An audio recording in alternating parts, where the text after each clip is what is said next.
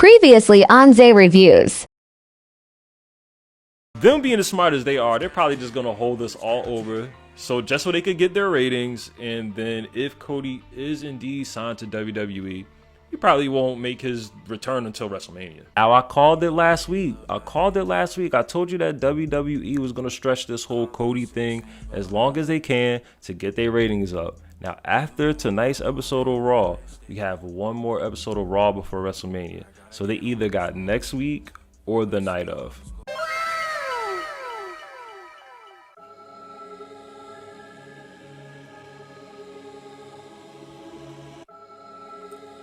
Let's go. You could have been anywhere in the YouTube world, but you're here with me, and I appreciate that. Welcome to Zay Reviews. And we have reached the last stop on the road to WrestleMania for Monday Night Raw. And this time, we are at Pittsburgh, Pennsylvania. So this is the go home episode, and it is entitled WrestleMania Raw. The show starts off with WWE Champion Brock Lesnar. Brock, of course, is addressing all the shenanigans that went down over on SmackDown this past Friday night. And Brock, he keeps this promo short and sweet. He's kind of having to struggle because the crowd with the whole what chance. Listen, what chance have been around for like 20 years now. I think it's time that we retire that. Anyway, Brock keeps it short and sweet, and he says, Roman, at WrestleMania, I'll be standing above you with 2 titles, and they will be chanting, here is your new unified world champion, Brock Lesnar. So I think Brock just put the bug in everybody's ear. I think they are going to unify both belts, and we are going to see the return of the Undisputed Championship. But I guess we'll see next week on Raw, where we will have one man with 2 belts. Next we get the first match of the night, one-on-one. We get The Miz and Rey Mysterio. But before the match could start, The Miz comes out with the mask that he removed from Rey Mysterio in a week prior. And of course, he introduces Logan Paul. Logan Paul comes out with the mask on. So disrespectful to Rey, so disrespectful to the Lucha community. Comes out, starts talking mess, but not too long, we are interrupted by the Mysterios. And before the one-on-one confrontation between The Miz and Rey could get started, we get a big brawl between the two teams.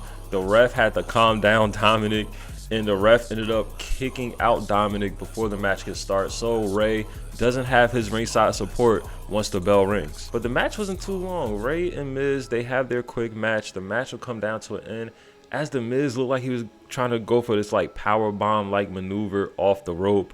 But as he bounced Rey off the rope, that's when Rey would counter with a roll-up pin of his own, like a sunset flip type pin. 1, 2, 3.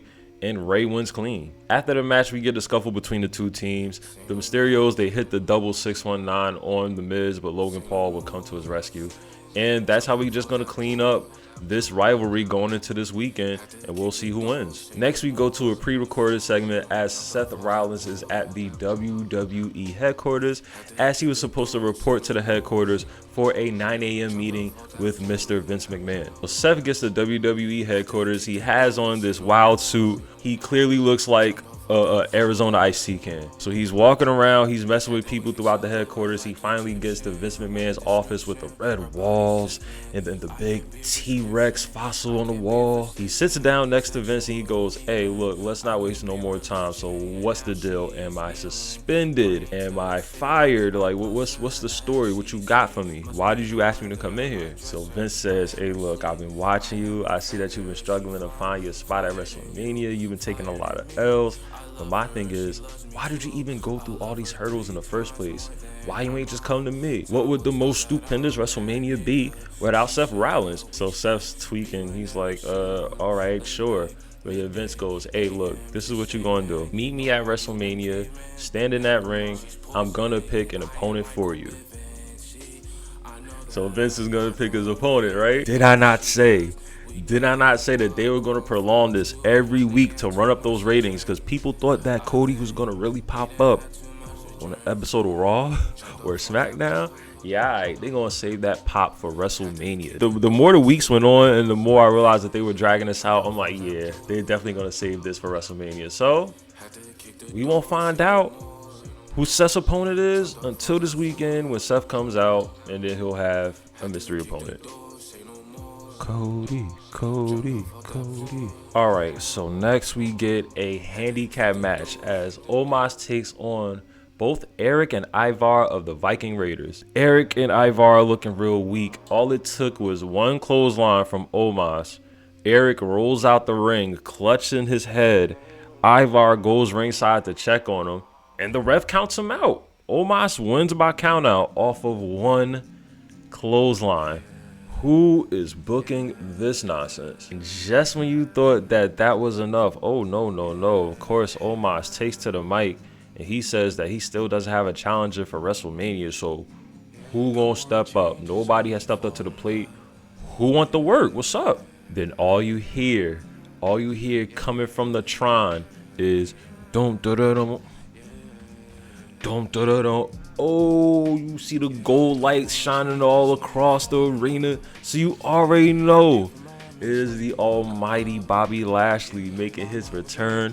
Your boy left due to injury during the Elimination Chamber build, so now he's back right on time for WrestleMania. And in the oddest choice, this man who has been a former WWE champion, had a lengthy run and looked strong as WWE champion, looked weak compared to Omos. Like, he goes into the ring, he tries to like tackle Omos a couple of times, it would not work. Omos shoving Bobby, making Bobby look like a little boy. He made him look like Bobby's World, like he made him look like a little kid. But eventually with another shoulder block, Bobby Lashley would knock Omos off of his feet. And it's odd seeing Bobby Lashley look small, but we are getting a match. Both guys, they pointed to the WrestleMania sign, and it's a very last minute booked match, but at least Lashley's a part of the show, and at least Omos is a part of the show. We getting a one-on-one confrontation at WrestleMania. Bobby Lashley versus Omos. But my thing is, who goes over? Who wins that match? I guess we'll see this weekend. This next part was actually really, really funny. We are joined backstage with the 24/7 crew. You got Reggie and you got Dana Brooke talking to each other backstage. Now, they've been teasing this whole love romance thing going on between them two, as well as Tamina and Akira Tozawa. But yo, never did I think that we were gonna get a freaking marriage proposal. I'm thinking that maybe Reggie was gonna try to finesse Dana and try to pin her and become 24/7 champion again. But it was a smooth proposal. He proposed to her, she said yes, and she took the ring. While that was going down, Tamina tried to run down on him, but they got off as Akira got in the way. But Akira got a suit on, and Tamina's like, yo, what's with the suit? He goes, well, I heard Reggie was proposing to Dana, so boy takes out a ring and proposes to Tamina. I'm thinking there's no way that she's gonna say yeah. This is pro wrestling. There's no logic. This is just ridiculousness all across the board from WWE. So of course she says yes. And it was mad funny as Akira tried to get the ring on Tamina's finger. It was like he had to struggle. He had to like lick around the ring, hey yo, to get the ring on finger. It was just a funny segment, a nice little entertaining segment. I don't know when they're gonna have these respective weddings, but hopefully it's not WrestleMania, because come on. Hopefully they don't put that on the card, taking up time that could have easily went to either the United States or the Intercontinental Championship. Next, we get an in-ring promo from the Tribal Chief, Roman Reigns, the Universal Champion. He's joined with the SmackDown Tag Team Champions, the Usos, since they have a match with the Raw Tag Team Champions, RK Bro, later on in the night. Of course, you got the Special Counsel. Of course, you got the Wise Man, Paul Heyman on deck. Everybody together in the middle of the ring as Roman lets out all this frustration before we go into WrestleMania. Now, this is when I like continuity in wrestling. Your boy Roman goes on to say that I've done everything in this business. I've beaten the best of the best. But one thing that I've never done, I've never beat Brock Lesnar at WrestleMania, and that pisses me off. He doesn't really talk about WrestleMania 31. He elaborates on the last time he fought Brock Lesnar at WrestleMania, which was 4 years ago at WrestleMania 34. Brock retained the Universal Championship that night. He busted Roman Reigns' head wide open and made him bleed all over New Orleans. Roman goes on to say that his kids barely recognized him. His father began to doubt him, and his family, he looked at the Usos and he said, his family, my family was disappointed in me. Then he goes on to say, look, at WrestleMania, I can't have that again. I'm going to smash the beast. I'm going to do the one thing that I was never able to do. And I'm going to hold 2 belts at the end of the night. So look, we got the build up separately from these guys on this episode of Raw. I guess on the go home episode of SmackDown, we're going to get that last face-to-face confrontation between the two. And this is definitely, you know, one of the matches that I'm looking forward to the most going into WrestleMania weekend. It's the main event of the weekend. And you know what? It could go either way. I still don't know who's going to win. I mean, my bet's still on Roman as this bloodline storyline still goes on. But you never know. This could go either way when it comes to Brock and Roman. So next we get to the ring. We have an 8-women tag team match. The face team versus the heel team. You got Sasha Banks, Naomi, Liv Morgan, and Rhea Ripley going up against the 4 ladies that we just saw in the back, kind of having a mini argument. Carmella, Zelina, Natalya, and Shayna Baszler. Now this match ends in probably the goofiest way, but since they put that little bug in our ear with the heel team not being on the same page, it ends so oddly. You got Shayna Baszler and Natalya. They hit the double team. Their little ode to the Heart Foundation. They hit the heart attack. And then as one of them tried to go for the pin, Zelina runs in and she tries to pin. I guess since she's the queen of the ring, she wanted to get the pop and the win for her group. However, Shayna would pull off and be like, what are you doing? And then Carmella would pull Natalya's leg up under the ring and be like, yo, what's your partner doing? And then they start fighting, and then the face team get involved, and everybody, it was just goofy. But anyway, the match comes down to the end as Sasha, Naomi, Liv, they all get their little hits in on Zelina Vega since she's the legal woman. Then Rhea Ripley ends it off with the Riptide. 1, 2, 3, and the face team wins. Hopefully Sasha and Naomi win this tag match. You know, going back to their chemistry on Team Bad, why not have them have a run with the tag titles, have them have a little beef maybe, and then that'll bring in a big rivalry for SmackDown. Who knows what they do. After a quick video package covering the career and the moments of the legendary Stone Cold Steve Austin, out comes Kevin Owens to ruin the party. He starts raining on everybody's parade, saying that why are we still celebrating Stone Cold? The man hasn't wrestled in 20 years. I like the way that Kevin Owens was trolling the crowd. Like, as he was saying his lines, he would say what immediately after. He'd be like, Stone Cold Steve Austin hasn't wrestled in 19 years. What? In 19 years. What? In 19. Like he would what himself to like mess up the crowd. And I like how he did that, you know, trolling the crowd. And we need that, man. I don't know what the internet wrestling community needs to understand, but man, these what chants, they gotta go. Like like I understand it's probably the most interactive chant that has ever happened in wrestling. It's the one time where the crowd will probably get a direct response from a wrestler on the mic. But come on, man. Enough with the what chance. But next we get another match. Austin Theory, Ricochet, one-on-one. Match wasn't even long. Austin Theory would counter Ricochet as Ricochet was about to head off the top rope. Hits I think his move was called the A-Town Down. And he pins Ricochet clean. Ricochet loses again. In the past 4 days, the Intercontinental Champion has lost 3 times, 2 pins and a count out. Why? The man just won the Intercontinental Championship in like the second he had the belt.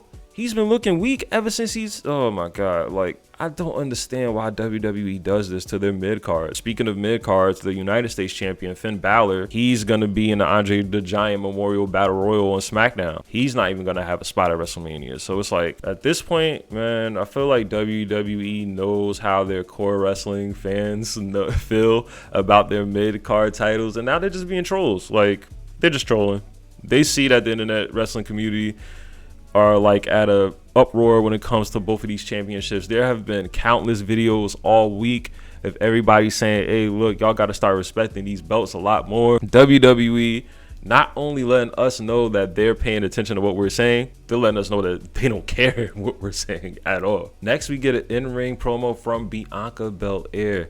She has come back after being gone from the past couple weeks after that attack that Becky Lynch laid down on her. As Bianca is cutting this promo in the ring, she goes on to say that her confidence bothers Becky and that she is going to get the Raw Women's Championship at WrestleMania. As Bianca is cutting the promo, Becky Lynch's music hits, and as Bianca is looking towards the stage, Becky attacks from behind. And as the two are brawling, Becky Lynch gets the upper hand on Bianca. And as Bianca is laying out, Becky Lynch pulls out a little sack. And out of said sack, she pulls out a pair of scissors. And in the back of my mind, I'm like, don't do this. But the two end up scuffling, and then by the end of the scuffle, Bianca ends up cutting Becky Lynch's hair off. Now, I thought that they were going to lead to an announcement of the championship match this weekend being title versus hair, but nah. After a quick break, we cut back to Becky Lynch backstage looking in the mirror with her hair in her hand, pissed off. I don't know what the woman's name is, but she tried to get a little interview with Becky, but it was not going down. Becky just stared right at her, and out of fear, old girl went scurrying it off, and then that's it. So then we're gonna see these two. They're gonna fight each other at WrestleMania. So we pan back to the ring, and Drew's like looking at the Titantron like, okay. Looking at what happened with Becky Lynch and her hair. But we do get a one-on-one match between Drew and Madcap Moss. The match wasn't too long. Claymore kick to this guy, 1, 2, 3, and Drew wins. We do get a post-match beat down. Happy Corbin attacking Drew from behind, hitting the end of days, and stealing the sword again. He stole the sword before, and now he's stealing it again. He's only going to have it for a few days. Let's be real, Drew is winning this match. Next, we get a backstage segment as Edge is talking about his WrestleMania match with AJ Styles. He is in a room all black.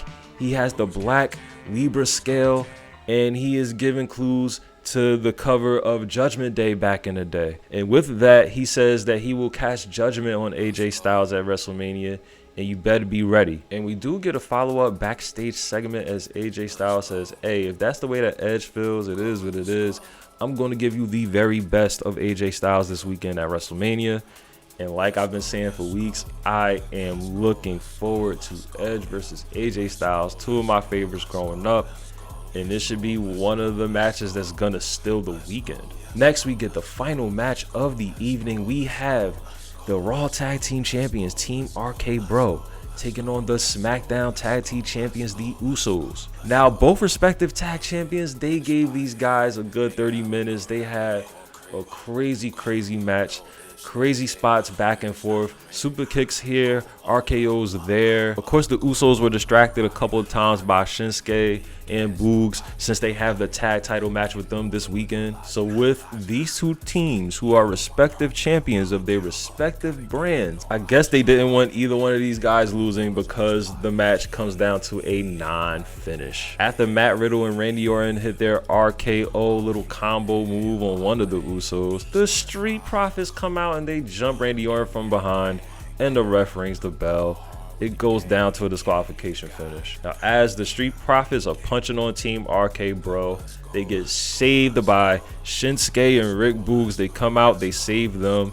Then we get a little scuffle between RK Bro and the Street Profits, and it ends with an RKO. And the show comes to an end, and I guess it makes sense. You know, if you think about it, Team RK Bro have been one of the most over acts on Raw for like the past year or however long. RK Bro's been one of the most over talents on Raw for a minute. So it makes sense for them to have that go home pop on this episode of Raw, now that I think about it. So it is what it is with this ending. That was this episode of Monday Night Raw from Pittsburgh, PA. We're just a few days out from WrestleMania. Now, for this to be the go home, you already know what I feel. It was mid. Why is everything so mid? Like, is it just me? Like, do you guys like what's going on WWE television right now? Or is it just numb? You're just watching it and you're just like, okay, it's WrestleMania season. Let's just get this WrestleMania out of the way. That's how it's felt for me for the past, like, couple years. I don't know what we're going to do going into this year's WrestleMania, but we won't know until we get to the show. But like I said, man, it looks like they're gonna wait until Mania to have Cody make his return. But yeah, just like all the weeks prior, this episode of Raw was pretty mid. Thank you for checking out the review. Thank you for tapping into Zay Reviews. And if you haven't already, make sure you like, comment, share, subscribe, turn them notifications on. Engage, people. Until next time, peace. We'll see you for the SmackDown review. Then you already know. It's WrestleMania time. Peace.